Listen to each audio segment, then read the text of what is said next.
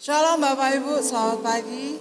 Pada pagi hari ini ada sukacita di dalam Tuhan hari ini. Amin. Haleluya. Biarlah kasih-Nya pagi ini kita boleh rasakan dan kita boleh mengucap syukur akan kebaikannya selama sepekan ini. Kemurahan kasih-Nya tidak pernah berubah dari dulu sampai sekarang. Bahwa kasih Yesus tidak pernah terukur oleh panjang dan lebarnya dan dalamnya. Biarlah pagi ini kita naikkan syukur melalui pujian ini. Kita bawakan dengan segenap hati kita. Hanya untuk kemuliaan nama Tuhan Yesus saja.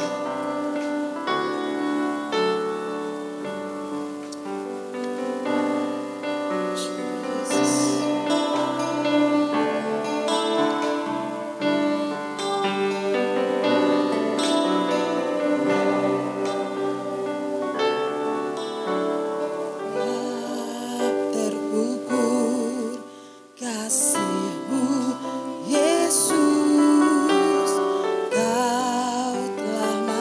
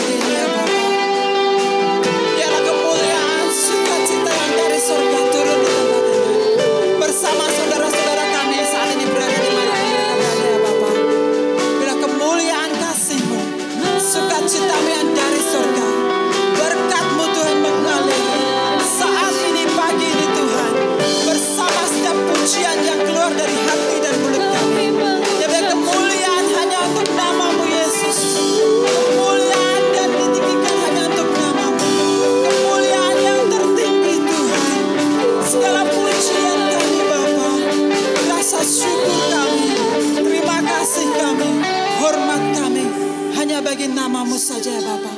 Dan satukan hati kami Tuhan pagi ini. Saat ini Tuhan, dimanapun kami berada. Saat ini dimanapun Engkau jangkau Tuhan hati kami. Dan biarlah kemuliaan-Mu menudungi kami. Sukacita damai sejahtera yang dari surga boleh melindungi dan menaungi kami Bapa pagi ini. Biarlah pagi ini kami bersorak-sorai, bersukacita untuk memuliakan namamu bersama-sama dengan saudara-saudara kami. Haleluya, haleluya. Amin. Amin.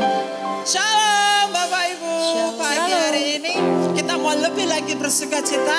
Kita mau bertepuk tangan memuliakan nama Tuhan. Kita akan pujian bersorak-sorai.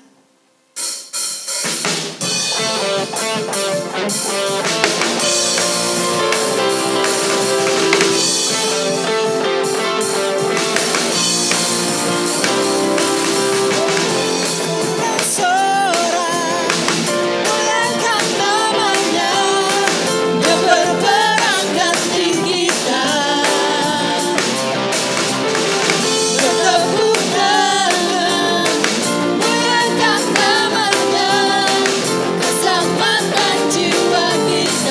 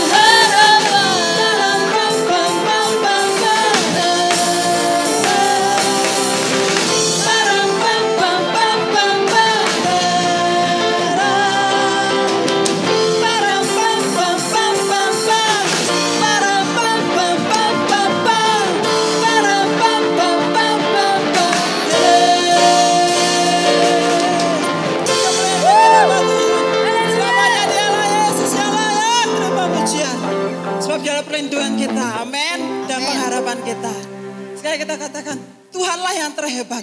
Bahwa Yesus yang terhebat dalam kehidupan kita. Dari dulu, sekarang, dan sampai selamanya.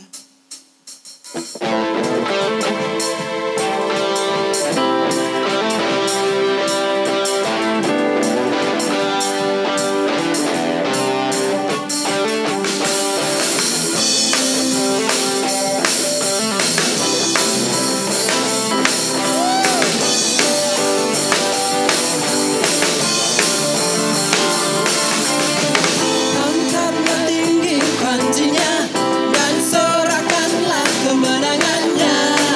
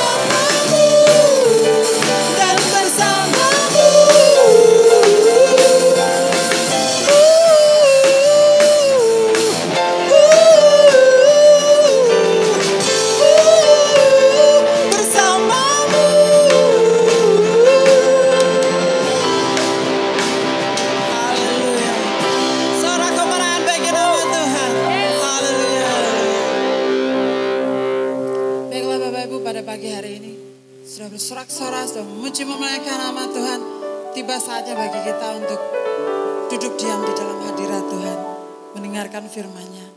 Pagi ini bolehlah kita siapkan hati kita melalui satu pujian. Diambillah pujian ini boleh terdengar manis di telinga Tuhan.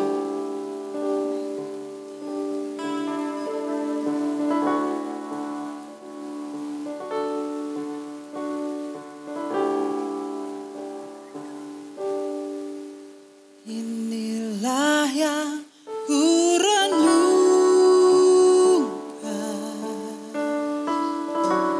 setiap waktu, nyanyian pujian dan pengagungan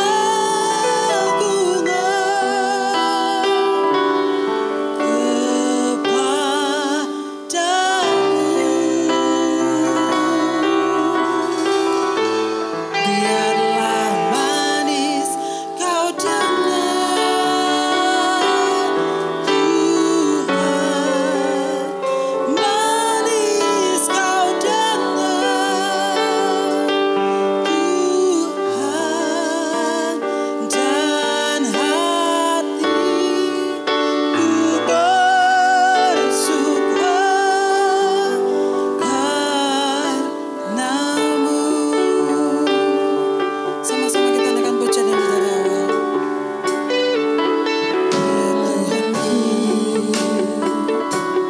aku hendak bernyanyi bagimu selama ku hidup. Ya Tuhanku, aku hendak bermazmur bagimu selagi ku ada. Inilah yang ku renungkan setiap waktu, nyanyian pujian dan pengagungan manis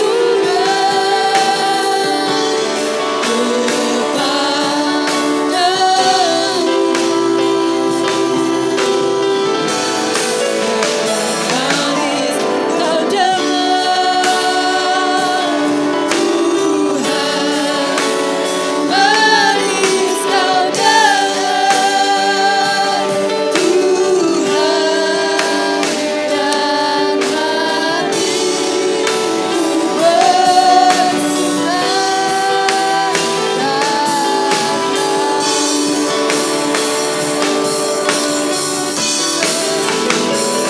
yang ku renungkan setiap waktu, nyanyian pujian dan pengagungan padamu. Biarlah manis kau dengar Tuhan, manis kau dengar Tuhan, dan hatiku bersuka karena-Mu. Biarlah hati kami Tuhan bersuka oleh karena kasih-Mu. Biarlah apa yang ada isi hati kami saat ini boleh terwakilkan oleh pujian ini Tuhan. Biarlah terdengar manis Tuhan, manis. Kau boleh menyukakan hati-Mu Tuhan pagi ini.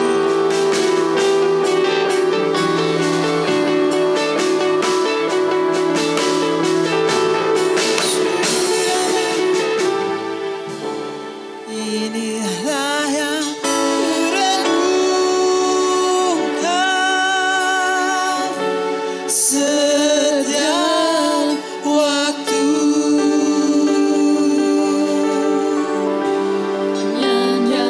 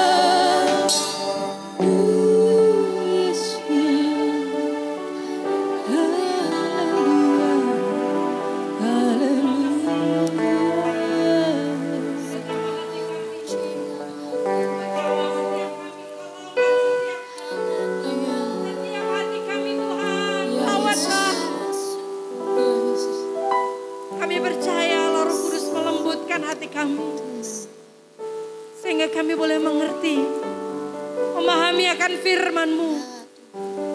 Berbicara bagi kami Tuhan hari ini. Kami siap mendengar firman-Mu. Terima kasih. Di dalam nama Tuhan Yesus kita yang siap katakan, amin. Shalom saudara. Puji Tuhan. Pada saat ini kita bersyukur. Kita bersyukur karena dari 2 Raja-Raja 6 ayat 16 dan 17. 2 Raja-Raja 6 sebenarnya kita akan baca ayat 1 sampai dengan ayat yang ke-23. Tetapi saya akan baca saja di dalam ayat 16 dan 17. Nanti Bapak Ibu bisa baca tersendiri. 2 Raja-Raja 6 ayat 16 dan 17. Demikian firman Tuhan untuk kita. Jawabnya, jangan takut. Sebab lebih banyak yang menyertai kita daripada yang menyertai mereka. Ayat 17. Lalu berdoalah Elisa, ya Tuhan, bukalah kiranya matanya supaya ia melihat. Maka Tuhan membuka mata bujang itu sehingga ia melihat. Tampaklah gunung itu penuh dengan kuda dan kereta berapi sekeliling Elisa. Amin. Bapak, Ibu, dan saudaraku yang kekasih di dalam Tuhan, ada banyak orang yang saat ini sedang bertanya-tanya. Apakah karya Tuhan atau mujizat Tuhan itu masih terjadi? Apalagi ketika sedang mengalami pandemi, sedang mengalami masalah, sedang mengalami kesusahan, orang bertanya, apakah karya Tuhan itu masih terjadi? Apakah mujizat Tuhan itu sungguh nyata? Bahkan ada banyak orang yang bertanya, apakah mungkin kuasa Tuhan itu bisa kita lihat? Siapa saja yang bisa melihat karya Tuhan yang besar itu? Apakah itu hanya terjadi pada zaman dulu? Ataukah itu hanya terjadi pada orang-orang tertentu saja? Saya mau katakan Bapak Ibu, cara melihat karya Allah yang besar. Firman Tuhan hari ini saya beri judul, cara melihat karya Allah yang besar. Bagaimana supaya kita bisa tahu? Apakah karya Tuhan yang besar itu masih berlangsung sampai hari ini? Apakah kita juga berhak menikmati karya Tuhan yang besar hari ini? Satu caranya Bapak Ibu, bagian yang pertama. Supaya saudara dan saya bisa melihat karya Tuhan yang besar adalah jangan takut mengandalkan Tuhan. Nah, saudara, judulnya, masa sih gitu ya.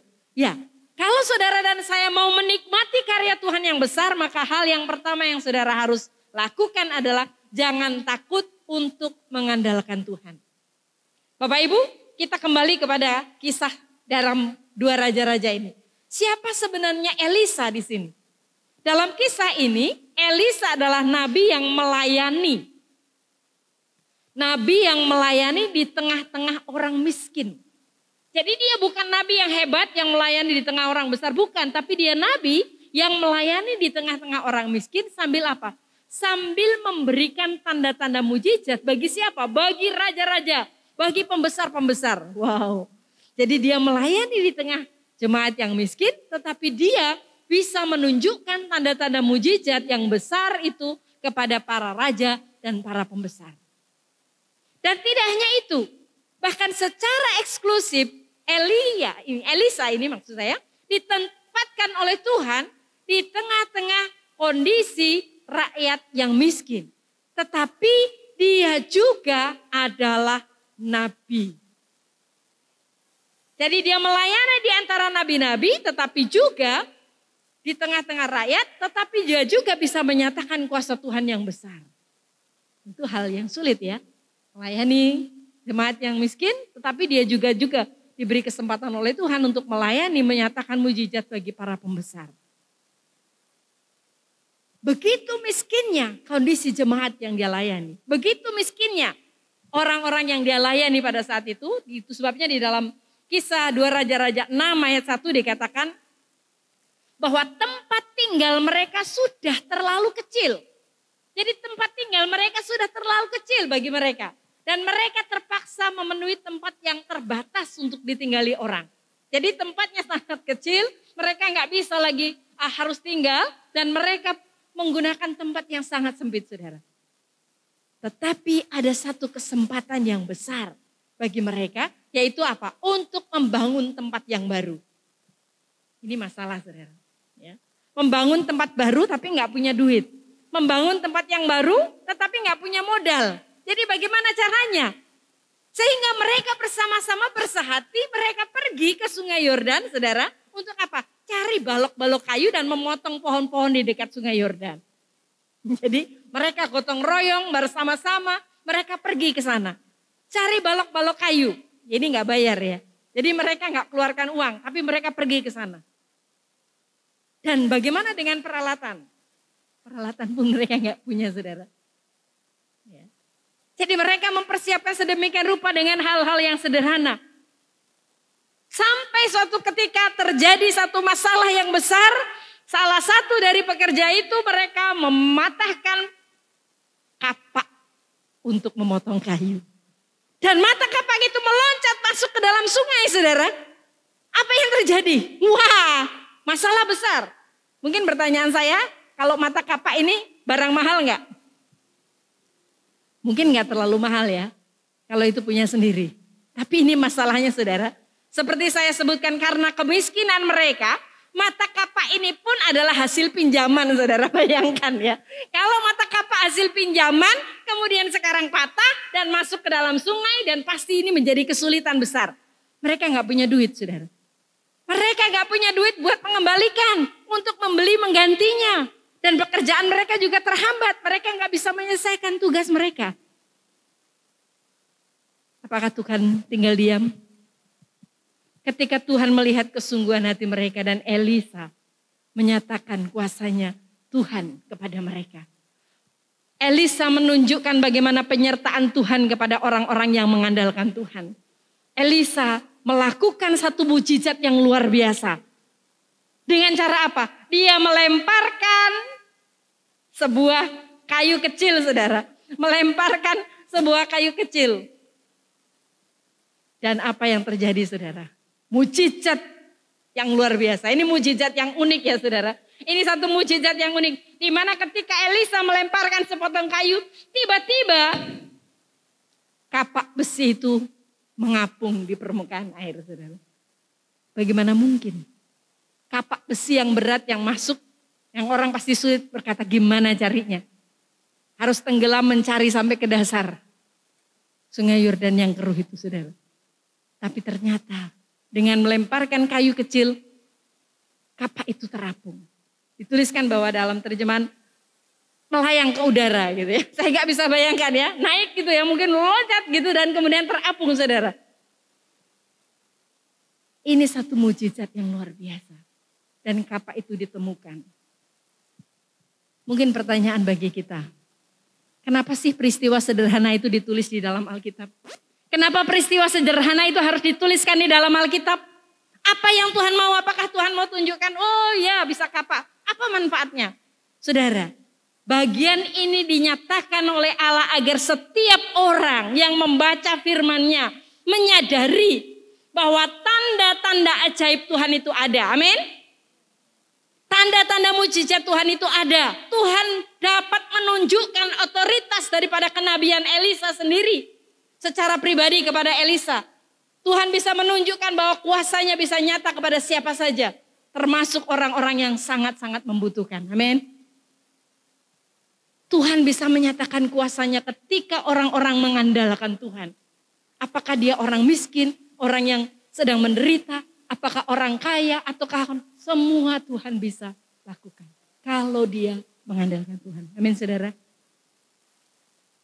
Tuhan mau memberikan perhatiannya. Bukan hanya kepada orang-orang besar. Bukan hanya kepada para raja. Bukan hanya kepada orang-orang tertentu. Tetapi kepada orang-orang yang setia kepadanya. Amin. Itulah sebabnya nats ini dituliskan buat saudara dan saya hari ini. Kalau saudara mau mengandalkan Tuhan, maka kuasa Tuhan dapat terjadi dalam hidup kita. Amin. Saya ada satu ilustrasi, saudara. Ini kisah nyata ya. Bisa ditayangkan gambarnya, saudara. Bisa lihat di sini. Ini adalah orang yang bernama Eric Henry Liddell, saudara. Siapa Eric Henry Liddell ini? Dia bukan orang biasa, saudara. Eric Henry Liddell ini menjadi terkenal Awalnya dia hanya orang yang biasa-biasa saja. Dia adalah seorang atlet Skotlandia, saudara. Eric Henry Liddell ini seorang atlet Skotlandia. Dia seorang Kristen yang taat. Apa yang menunjukkan ketaatannya? Pada saat dia Olimpiade musim panas tahun 1924 di Paris, saudara.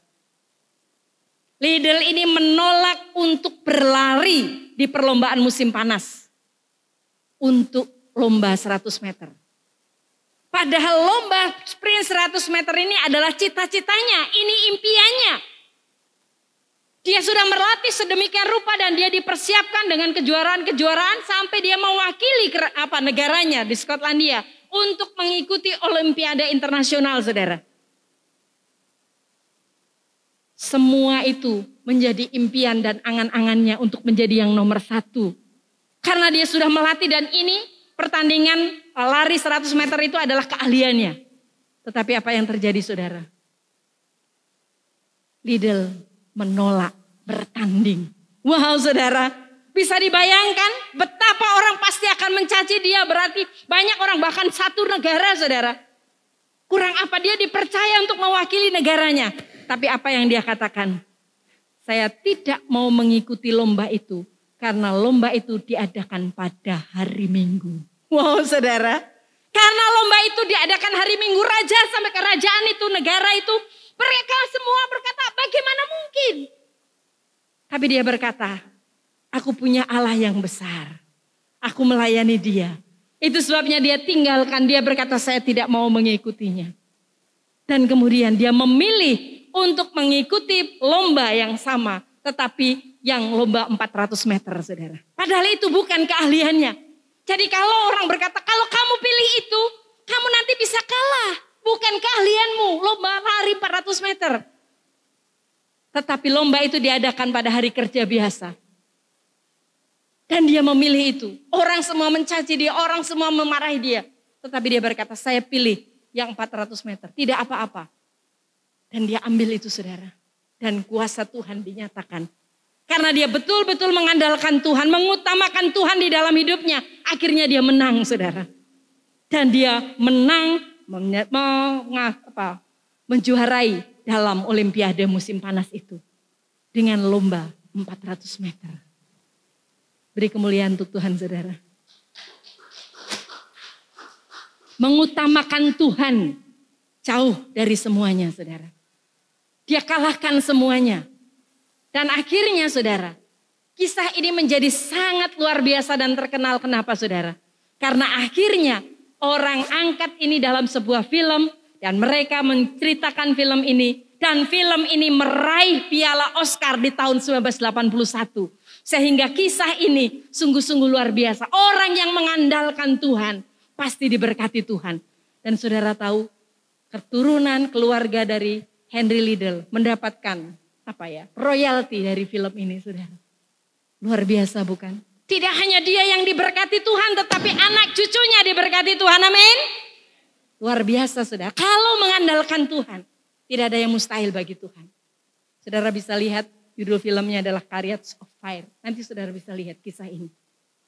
Film terbaik di tahun 1981, meraih piala Oscar.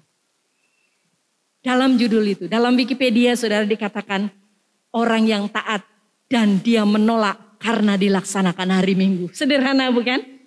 Dilaksanakan hari Minggu dia tidak mau, saudara. Dan dia memilih mengambil yang lain dengan risiko yang berat. Tetapi Tuhan nyatakan kuasanya karena dia mengandalkan Tuhan. Bagaimana saudara kaum muda? Saudara-saudara, apa yang sedang saudara menjadi obsesi dalam hidup saudara? Mana yang saudara utamakan? Tuhankah? Prestasikah? Karir saudarakah? Atau hal-hal yang lain dalam hidup saudara? Saya mau katakan, kalau saudara mengandalkan Tuhan, Tuhan akan memberkati saudara. Amin. Tuhan akan nyatakan kuasanya. Yang kedua, saudara. Bagaimana supaya kita bisa tetap melihat karya Tuhan nyata di dalam kehidupan kita? Yang pertama mengandalkan Tuhan, dan yang kedua tetap percaya meskipun kita tidak melihat. Kita kembali kepada nats kita dalam 2 Raja-Raja pasal 6, saudara. Elisa dibenci oleh orang-orang Aram pada waktu itu. Ketika dia sedang memerintah, ketika dia sedang melayani Tuhan, dia dibenci. Karena apa? Karena melalui nasihatnya, semua rencana orang Aram untuk menjebak Raja Israel gagal, saudara. Kelompok-kelompok tentara Aram ini berusaha menghadang Raja Israel untuk membunuh dia. Tetapi apa yang terjadi? Elisa selalu mengetahui di mana mereka akan menghadang. Sehingga mereka bisa waspada. Sampai suatu kali, saudara, Raja Aram ini kesal sekali dengan Elisa. Sehingga mereka memerintahkan tentaranya untuk mengepung kota kecil di mana Elisa melayani untuk menangkap Elisa saja. Dan disiapkan tentara yang begitu banyak. Hanya untuk menangkap satu orang bernama Elisa. Mereka bukan mengirimkan tentara perang untuk memerangi tentara-tentara Israel. Tapi mengirim tentara perang untuk menangkap Elisa. Ini kebijakan politik, saudara. Ya, kebijakan politik karena orang-orang Aram tahu, raja-raja Aram tahu bahwa ketika menangkap Elisa maka semua akan hancur. Tetapi Elisa takut? Tidak. Elisa tetap percaya kepada Tuhan. Elisa tetap mengandalkan hidupnya kepada Tuhan. Dan Tuhan menyertai di dalam kehidupan saudara dan saya, di kehidupan kita semua. Ketika kita tetap percaya, tidak ada yang perlu kita takutkan. Dalam Roma pasal 8 ayat 31 dikatakan, tetapi juga jika Tuhan di pihak kita, siapa yang akan melawan kita? Amin. Jika Tuhan ada di pihak kita, siapa yang akan melawan kita? Tidak ada, saudara. Itu sebabnya akhirnya kita lihat di dalam 2 Raja-Raja 6 ayat 15. Mencatat bagaimana bujangnya Elisa ini, pelayannya Elisa ini ketika melihat pasukan besar tentara itu mengepung seluruh kota dan bersiap untuk menangkap Elisa. Wah, bujangnya ini bingung, saudara. Bagaimana mungkin? Pasti tertangkap. Tidak ada orang yang berani bohong. Pasti ketika ditanya di mana Elisa, mereka akan tunjukkan. Dan itu hal yang gampang. Kota kecil sudah dikepung dengan tentara lengkap. Pasti mereka kalah. Tapi ayat 16 mencatat bagaimana besarnya iman Elisa ini, saudara. Dia dengan tenang, dia berkata kepada bujangnya, tenang, Tuhan menyertai kita. Orang tentara yang menjaga kita jauh lebih besar daripada mereka yang mengepung kita. Saudara, dia menenangkan bujangnya. Apakah Elisa sudah melihat tentara Tuhan? Tidak. Dia sendiri tidak melihat. Tetapi dia meyakinkan. Dan apakah ketika itu dia langsung Elisa berkata, lihatlah gitu. Enggak, saudara. Elisa berdoa kepada Tuhan. Doanya enggak bilang, Tuhan kirimkan tentaramu. Enggak, saudara. Sederhana, ayat 17.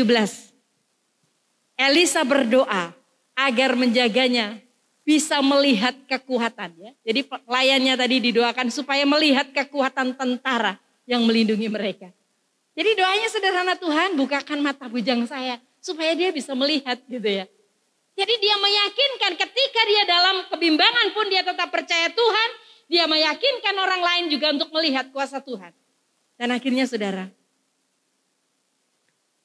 firman Tuhan katakan, ketika pelayan itu membuka matanya, dia melihat pasukan yang sangat besar, yang mampu memenuhi seluruh gunung itu. Bukan saja pasukan itu datang jauh lebih besar daripada pasukan Aram yang mengepung, tetapi pasukan itu juga dikatakan mengendarai kereta kuda berapi. Wow, saudara, mengendarai kereta kuda berapi. Enggak, ini bukan main-main, saudara. Ini tentara yang luar biasa. Dan kendaraan ini kalau kita bisa ingat bagaimana dikisahkan dalam kisah Elia yang terangkat ke surga. Menggunakan kendaraan kereta kuda berapi. Elisa memanjatkan doa kepada Tuhan. Tidak berhenti di situ, saudara. Elisa berdoa lagi kepada Tuhan. Apa yang Elisa lakukan, saudara? Ketika bujangnya ini sudah melihat kuasa Tuhan yang luar biasa, dia bisa melihat bagaimana Tuhan menyertai Elisa melakukan karya yang berikutnya. Dia berdoa kepada Tuhan. Dia memanjatkan doanya. Dia minta supaya tentara Aram ini dibutakan matanya, saudara. Jadi tentara Aram yang sudah banyak, yang sudah mengepung kota itu, mereka dibutakan matanya. Dan dalam kebutaan ini Elisa menuntun seluruh tentara itu untuk apa? Untuk mengikuti dia dan berjalan 12 mil Jadi mereka harusnya masuk menyerang ke dalam, tapi dia pergi. Pergi kemana saudara? Pergi ke kota Samaria. Ke ibu kota Israel. Dan tiba di tengah-tengah kota Samaria. Elisa berdoa lagi kepada Tuhan. Dia katakan, Tuhan bukakan mata mereka. Bukakan mata mereka. Mereka sudah putus asa jalan 12 mil saudara. Gak ketemu-ketemu gitu ya. Elisa nuntun dia. Dibawa secara khusus dia bawa. Sudah bingung sampai di sana. Mereka tiba-tiba di tengah kota saudara. Bisa dibayangkan. Kota Samaria adalah pusat orang Israel. Dan semua tentara Israel ada di sana. Dan pastilah mereka sudah dikepung. Seperti masuk di dalam sarang serigala saudara. Dikelilingi dengan tentara Israel. Jadi tentara Aram ada di tengah-tengah. Posisi bingung-bingung begini saudara. Wah, mereka sudah gak tahu lagi harus bagaimana. Dan Alkitab mencatat, Raja Yoram, pimpinan Israel, dia berkata, bagaimana Elisa? Apakah mereka kita bantai saja? Mereka sudah lemah ini. Mereka sudah menyerah. Apakah kita bantai saja? Ini sudah kalah gitu ya. Saudara mau tahu rahasia berikutnya yang luar biasa saudara? Elisa menjawab. Mereka bukan lagi tentara Aram dalam keadaan siap perang. Mereka sudah sama dengan tawanan yang tidak berdaya. Apakah boleh membunuh tawanan yang tidak punya kekuatan lagi? Oh saudara. Dan Elisa menunjukkan kuasa Tuhan yang berkuasa dengan cara apa saudara? Mengampuni mereka. Menyediakan tempat makan bersama bagi mereka. Mereka diizinkan makan bersama-sama. Nanti saudara bisa lihat di ayat 22. Ini aneh ya saudara. Elisa meminta orang-orang Samaria termasuk raja dan tentara Israel untuk apa? Mengadakan perjamuan makan besar bagi orang-orang Aram saudara. Ketika percaya Tuhan lakukan. Elisa yang tadinya dibenci oleh orang Aram. Seharusnya dia bisa melakukan pembalasan. Tapi dia mengampuni. Amin. Dia melepaskan pengampunan. Menyediakan berkat bagi mereka. Dan apa yang terjadi saudara? Sejak saat itu orang-orang Aram tunduk kepada orang Israel. Dan mereka menyerah. Selama-lamanya mereka gak mau menyerang. Ayat 23 saudara. Bisa lihat. Jadi ketika saudara dan saya percaya mengandalkan Tuhan. Saudara sungguh-sungguh mengandalkan Tuhan. Tetapi juga saudara harus mau melepaskan pengampunan buat orang lain. Amin. Saya tidak mendengar suara saudara. Amin. Melepaskan pengampunan saudara. Kalau saudara mau diberkati oleh Tuhan. Lepaskan pengampunan. Orang-orang yang menyakiti saudara. Orang-orang yang menganiaya saudara. Orang-orang yang saat ini sedang mendiskreditkan saudara. Ampuni dia. Dan Tuhan akan membalikkan kuasanya. Tuhan akan menyatakan kuasanya, membalikkan kuasanya dan berkat akan menjadi bagian dalam hidup saudara. Amin. Kuasa dan karya Tuhan yang besar itu akan terjadi dalam hidup saudara dan saya. Sebagai kesimpulan saudara. Demikian besar penyertaan Tuhan bagi Israel. Tidak hanya pada orang-orang tertentu. Tetapi juga baik orang-orang yang kecil, orang-orang yang miskin, golongan nabi, golongan orang-orang tertentu, bahkan raja-raja, pembesar-pembesar, semua. Kalau mengandalkan Tuhan, maka Tuhan akan menyertai. Amin. Karya Tuhan akan dinyatakan. Kalau saat ini saudara dan saya merasa saudara, oh saya orang kecil, oh saya nggak punya pengetahuan apa-apa, oh saya hanya terbatas. Saya mau katakan, andalkan Tuhan. Amin. Utamakan Tuhan dalam hidup saudara. Tuhan pasti akan memberkati saudara. Ada banyak kesaksian yang menyatakan itu. Ketika kita mengutamakan Tuhan di dalam kehidupan kita, maka Tuhan sanggup memberkati kita. Tuhan sanggup menolong kita. Kiranya sebagai orang Kristen kita juga mau mengejar untuk memiliki pengaruh. Untuk apa? Pengaruh menjadi berkat. Dan jangan takut, tetapi lihatlah Allah yang sanggup berperkara besar dan dahsyat dalam hidup saudara. Amin saudara. Tetap andalkan Tuhan. Saudara akan memiliki pengaruh. menjadi berkat bagi orang. Kalau saudara sedang kecewa dengan seseorang, lepaskan pengampunan kepadanya dan saudara akan diberkati. Kuasa Tuhan akan terjadi dalam hidup saudara. Firman Tuhan ini sungguh nyata dalam kehidupan kita. Amin. Saya mengundang tim musik untuk maju ke depan. Kita meresponi firman Tuhan hari ini. Kita percaya kuasa Tuhan, mujizat Tuhan masih tetap sama dulu sekarang.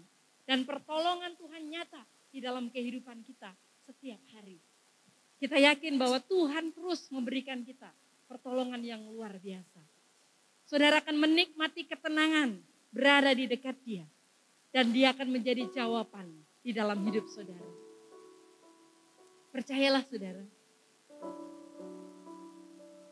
Yakinkan hidup saudara. Andalkan Tuhan dalam hatiku tenang berada dekatmu Tuhan. Kaulah jawaban dalam hidup. Haleluya Yesus.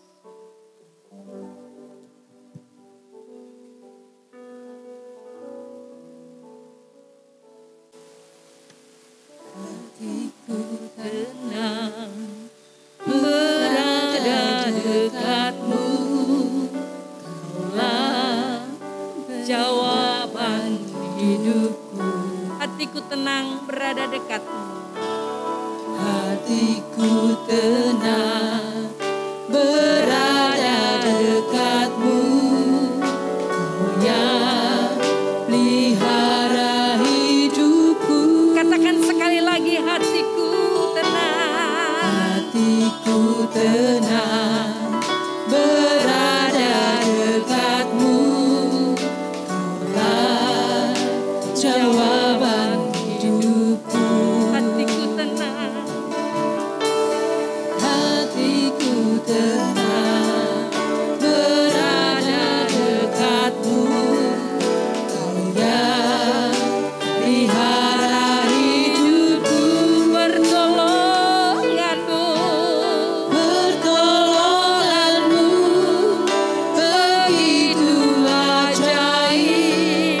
Kau telah memikat hatiku di saat aku tak sanggup lagi. Di situ tanganmu bekerja. Pertolonganmu begitu ajaib. Kau telah memikat hatiku. Ini mataku Tuhan. Ini mataku tertuju padamu. Rasakan kasih-Mu Tuhan. Musik saja mengalunkan lagu ini dengan lembut. Bapak, Ibu, dan saudaraku yang kekasih di dalam Tuhan. Apakah masalah dan persoalan yang saudara hadapi saat ini? Apakah saudara sedang meragukan akan kuasa dan mujizat Tuhan? Apakah saudara sedang meragukan karya Tuhan dalam hidup saudara? Percayalah, ketika saudara mengandalkan Tuhan, ketika saudara sungguh-sungguh menantikan Tuhan, saudara akan bisa melihat karya Tuhan di dalam hidup saudara. Kalaupun saat ini saudara belum bisa melihat karya Tuhan, tetaplah percaya, tetaplah yakin. Tuhan akan nyatakan kuasanya dan saudara akan bisa melihat karya Tuhan itu nyata dalam hidup saudara. Tidak hanya saudara saja menikmati berkat itu, tetapi anak cucu saudara diberkati Tuhan ketika saudara mengandalkan Tuhan. Anak cucu saudara akan diberkati Tuhan ketika kita menanamkan kasih, percaya kepada Tuhan. Mereka akan dijaga Tuhan, mereka akan dipelihara Tuhan ketika mereka juga mengandalkan Tuhan. Tidak ada harta warisan yang bisa kita berikan selain percaya kepada Tuhan. Mengajarkan untuk tetap percaya, mengajarkan untuk tetap setia kepada Tuhan. Ajarkan kepada anak cucu kita setia dan takut akan Tuhan. Itulah warisan terbesar. Karena Tuhan sendiri akan menjaga mereka. Tuhan Tuhan sendiri akan memelihara hidup mereka. Andalkan Tuhan dalam hidup saudara. Jangan goyah, jangan ragu. Percayalah, Tuhan akan memberikan damai sejahtera di dalam hidup saudara. Mari katakan dengan sungguh-sungguh pujian ini sebagai rasa syukur kita kepada Tuhan. Hatiku tenang Tuhan, berada dekat-Mu. Hatiku tenang, berada dekat-Mu. Kaulah jawaban hidupku. Hatiku tenang, berada dekat-Mu. Kau yang pelihara hidupku. Pertolonganmu begitu ajaib. Kaulah pemikat hatiku.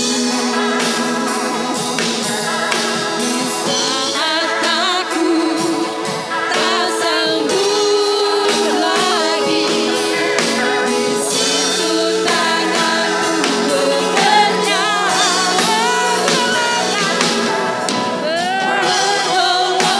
Pertolonganmu begitu ajaib. Kaulah pemikat hatiku. Mataku tertuju padamu, ku rasakan kasih-Mu Tuhan. Pertolonganmu begitu ajaib. Kau telah berikan hatiku. Saat aku tak sanggup lagi, di situ tanganmu bekerja. Pertolonganmu begitu ajaib. Kau telah berikan hatiku. Mataku tertuju padamu, ku rasakan kasih-Mu Tuhan. Kini mataku tertuju padamu, ku rasakan kasih-Mu. Sekali lagi katakan, kini mataku Tuhan. Kini mataku tertuju padamu, ku rasakan kasih-Mu Tuhan. Terima kasih Tuhan. Kami percaya kuasa-Mu nyata, mujizat-Mu nyata. Haleluya.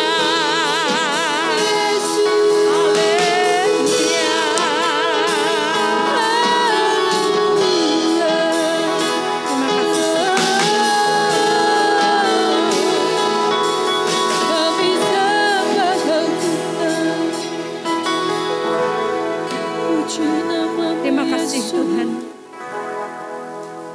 Kami sungguh bersyukur Engkau teguhkan kami dengan firman-Mu. Dunia boleh berkata resesi, dunia boleh berkata pandemi, tetapi orang-orang yang takut akan Tuhan, orang-orang yang mengandalkan Tuhan akan diberkati oleh Tuhan. Orang-orang yang takut akan Tuhan akan melihat cara Tuhan bekerja. Sekalipun kami belum bisa melihat, tetapi kami percaya Tuhan sanggup lakukan perkara besar.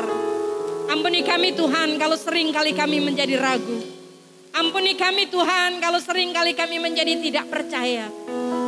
Ampuni kami Tuhan kalau sering kali kami tidak mengutamakan Tuhan dalam kehidupan kami. Kami lebih suka menggunakan hari-hari kami untuk melakukan aktivitas kami. Ampuni kami Tuhan. Mulai hari ini kami rindu untuk melihat karya Tuhan. Kami mau belajar setia. Kami mau belajar mengutamakan Tuhan dalam kehidupan kami. Memprioritaskan Tuhan dari segala-galanya. Kami percaya Allah memberkati kami. Terima kasih Tuhan Yesus. Kami juga berdoa Tuhan saat ini. Buat saudara-saudara kami. Yang akan membawa persembahan kepada Tuhan. Kami menyiapkan untuk membawa persembahan kami kepadamu Tuhan. Kami mau berdoa buat persembahan kami. Yang saat ini ada. Biarlah Tuhan berkati. Tuhan kuduskan persembahan dan perpuluhan kami. Biarlah menjadi hormat kemuliaan bagi nama Tuhan. Kami percaya Tuhan. Ketika kami sungguh-sungguh setia kepada Tuhan. Seperti firman-Mu. Tuhan akan sanggup membukakan tingkap-tingkap langit dan mencurahkan berkat bagi kami. Terima kasih Tuhan Yesus. Kami juga berdoa saat ini buat saudara-saudara kami yang sedang bekerja. Tuhan tolong. Supaya mereka diberkati oleh Tuhan. Untuk anak-anak yang sedang belajar. Tuhan berkati mereka. Kalau mereka akan menghadapi kelas tetap muka, Tuhan juga berkati. Supaya mereka tetap ada dalam proteksi Tuhan. Dilindungi Tuhan dengan kesehatan kekuatan. Buat setiap orang tua. Diberikan damai-Mu. Diberikan sukacita untuk terus setia mengajarkan kepada anak-anak takut akan Tuhan. Terima kasih Tuhan Yesus. Kami percayalah memberkati kami. Mari kita angkat tangan kita. Kita mohon berkat yang daripada Tuhan. Kiranya kasih karunia dan damai sejahtera dari Allah Bapa kita akan senantiasa melingkupi kita semua. Dari saat ini sampai selama-lamanya ketika Tuhan datang menjemput kami, didapati kami setia. Haleluya.